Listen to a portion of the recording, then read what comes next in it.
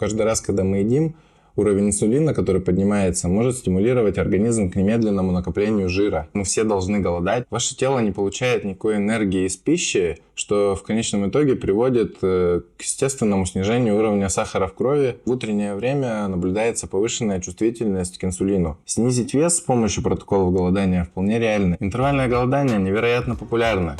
Люди сообщают о потере веса, улучшении показателей метаболизма глюкозы, снижении уровня холестерина в крови. Но являются ли эти результаты просто следствием снижения калорийности рациона в целом? Или же в голодании есть какая-то конкретная польза? Многие популярные авторы обещают всевозможные преимущества голодания, рассказывают, что в этом есть что-то особенное, эволюционное. Поэтому мы все должны голодать, чтобы получить все эти преимущества. В этом видео мы рассмотрим все плюсы и минусы голодания и стоит ли его вообще применять в вашей жизни. Меня зовут Влад. Вы на моем канале Питание Про. Здесь все просто и понятно о здоровье и похудении не только. Итак, погнали. Голодание включает в себя воздержание от любой калорийной пищи или напитка в течение определенного времени. Существует три основных типа голодания, которые различаются по продолжительности и частоте. Поочередное целодневное голодание включает в себя чередование дней питания и голода. Например, когда вы в понедельник питаетесь как обычно, во вторник полностью голодаете, и так продолжается по кругу. Также существует голодание по методу 5-2 или 6-1, включающее в себя обычное питание в течение 5-6 дней, и затем голодание или потребление очень маленького количества калорий в течение 1-2 дней. И, наконец, наиболее распространенная версия, называемая голоданием с ограничением по времени, включающая в себя 16-часовой промежуток голодания и 8-часовой промежуток приема пищи. Ну и различные вариации этих окон, например, 18-6, 24 и так далее. Когда вы голодаете, ваше тело не получает никакой энергии из пищи, что в конечном итоге приводит к естественному снижению уровня сахара в крови и снижению уровня инсулина. А инсулин чаще всего рассматривают как гормон, который запасает жир. Однако вашему организму все еще нужно топливо для функционирования, и оно будет прибегать к любым другим формам энергии. Сначала организм израсходует всю накопленную глюкозу в виде гликогена, на истощение которого организм затрачивает примерно 24-48 часов, а затем он переключается уже на жир, который хранится для извлечения из него энергии в крайнем случае. Предполагают, что каждый раз, когда мы едим, уровень инсулина, который поднимается, может стимулировать организм к немедленному накоплению жира. На самом деле, основная роль инсулина – это помогать нашим клеткам усваивать глюкозу в виде топлива, когда запасы гликогена уже переполнены. Инсулин будет хранить избыток глюкозы в виде жира, но это произойдет только тогда, когда мы будем потреблять калорий больше, чем нужно нашему организму. То есть любое увеличение жировых отложений связано напрямую с тем, насколько больше мы едим, чем требуется нам. Соответственно, поддерживая низкий уровень инсулина в течение длительного времени, мы уменьшаем возможность накопления жира, а при более длительном голодании мы переключаемся на использование наших жировых запасов в качестве топлива. Однако это не приводит автоматически к потере жира в организме,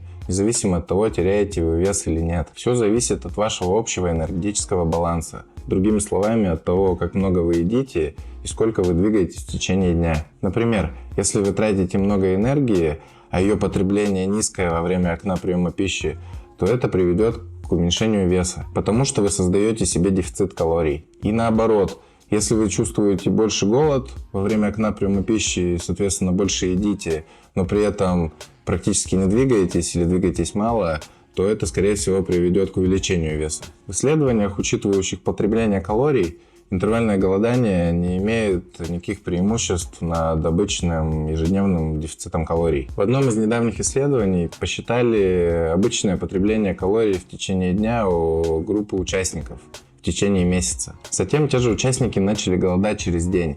То есть в один день они не ели ничего, кроме напитков, не содержащих калорий, а во второй день они употребляли пищу только в объеме в 2 раза большем, чем обычно, для того, чтобы усреднить приход калорий. И ученые проверили, имеет ли голодание преимущество при одинаковом потреблении калорий. По итогу разницы в потере веса и параметрах здоровья не было. Далее ученые немного изменили условия для другой группы участников, создав им дефицит калорий в обычные дни, то есть сократив потребление на 25%. А при поочередном голодании, в те дни, когда можно было потреблять пищу, они ели уже в 1,5 раза больше обычного, снова усреднив средний приход калорий. В результате опять были примерно одинаковые результаты, и там была потеря веса. Но при обычном дефиците калорий снижение веса было в основном за счет жирового компонента, в то время как при голодании потеря массы была напополам с безжировой. Но здесь не совсем ясно, за счет чего была потеря безжировой массы, за счет мышц, или это же была просто вода и гликоген. Но тем не менее, при похудении мы стремимся снижать массу исключительно за счет жира с сохранением мышц. Исследователи предполагают, что в организме существует подсознательный процесс,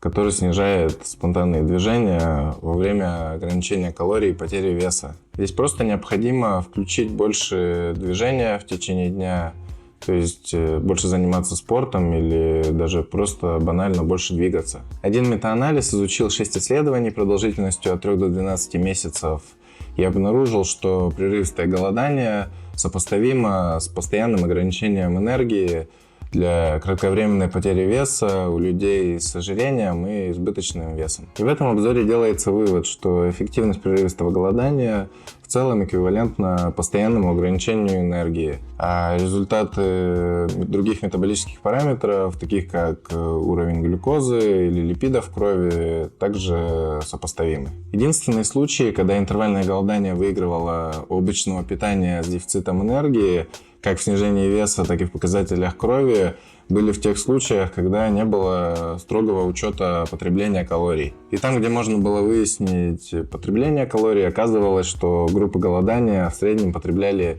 меньшее количество калорий, чем группа обычного дефицита, чем и объясняется лучший результат. Но есть также метаанализы, показывающие значительное снижение мышечной массы при прерывистом голодании. Для того, чтобы сохранить мышечную массу при использовании протоколов голодания, очень важно практиковать тренировки с отягощениями, желательно в присутствии личного тренера. Так как голодание может означать меньшее потребление калорий, то и белок может быть получен в меньших количествах. Соответственно, необходимо смещать соотношение нутриентов в сторону белка. Для мышечной массы и долголетия оптимальное потребление белка составляет в районе 1,6 грамма на килограмм массы тела, а для пожилых людей оно немного больше. Что касается времени приема пищи в протоколах голодания, есть исследования, указывающие, что утреннее окно приема пищи с 6 утра до 3 дня приводит к значительному улучшению показателей уровня инсулина в крови, сахара в крови,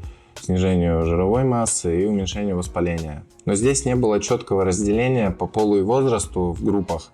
И в утренней группе были в основном молодые девушки, которые в принципе едят меньше, чем мужчины, и имеют более лучшие показатели здоровья, чем более взрослые участники. Поэтому сложно считать это сильным доказательством. Но вообще имеются данные о том, что в утреннее время наблюдается повышенная чувствительность к инсулину. Это связано с циркадными ритмами организма. Поэтому здесь рекомендация, независимо от того, практикуется голодание или нет, смещать потребление пищи на более раннее время, на утро или на день. Работает ли периодическое голодание? Все зависит от того, что мы хотим от него получить. Снизить вес с помощью протокола голодания вполне реально, если мы соблюдаем условия. Но можно сказать точно, что оно подойдет не каждому. Прерывистое голодание является действенной, но не самой лучшей альтернативой обычному ограничению калорий. Оно может обеспечить альтернативный подход для людей, которые борются с ежедневным ограничением калорий. Потому что в меньшие сроки значительно сложнее перебрать по калориям, чем в неограниченные промежутки времени. При этом это не гарантирует нам, что голодание сработает всегда. Практически в половине случаев люди умудряются перебирать по калориям, даже ограничивая время своего питания. Много шумихи вокруг интервального голодания появилось благодаря исследованию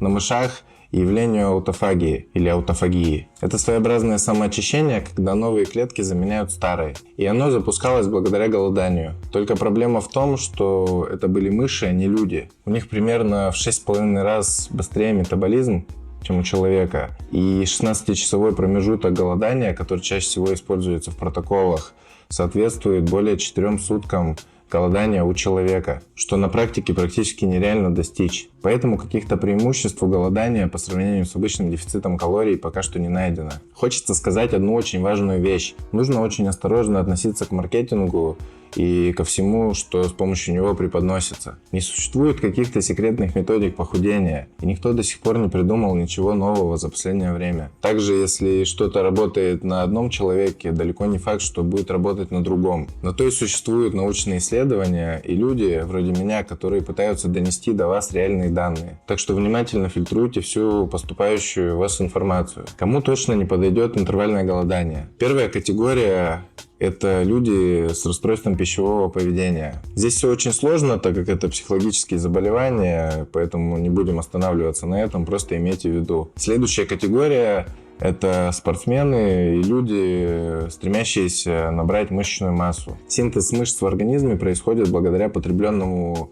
белку из пищи, и его суточное количество должно быть распределено равномерно в течение дня, что невозможно сделать при протоколах голодания. Сюда же в эту категорию можно отнести пожилых людей, так как сохранение массы для них максимально приоритетно и имеет решающее значение для здоровья и долголетия. Напишите в комментариях, какую бы тему вы бы хотели, чтобы я разобрал в будущем. Подписывайтесь на канал, а также на соцсети в описании к ролику. Связаться со мной можно в Телеграме, там же по ссылке. А мы с вами увидимся в следующих видео. Пока!